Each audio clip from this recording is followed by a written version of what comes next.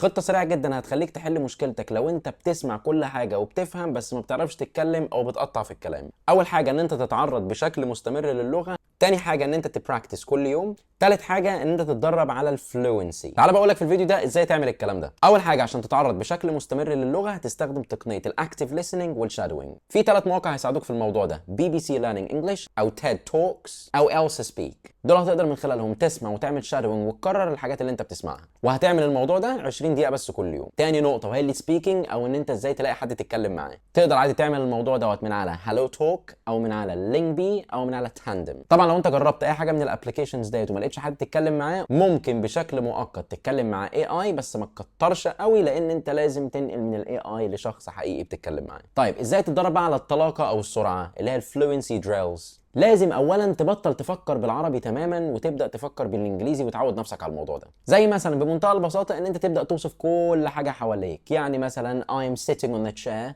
I'm checking my phone, I'm drinking coffee, I'm sleeping, I'm going to work. اي حاجه واي اكتيفيتي بتعمله في حياتك حاول ان انت توصفه بالانجليزي فقط. ممكن برضه ان انت تتدرب على قصص قصيره بسيطه، زي مثلا انت تستخدم ابلكيشن اسمه استوريا، ده هيساعدك كويس في الموضوع دوت وهيجيب لك حاجات على قد مستواك حاليا. ما تنساش تعمل فولو علشان تشوف الخطه بتاعت الفيديو الجاي.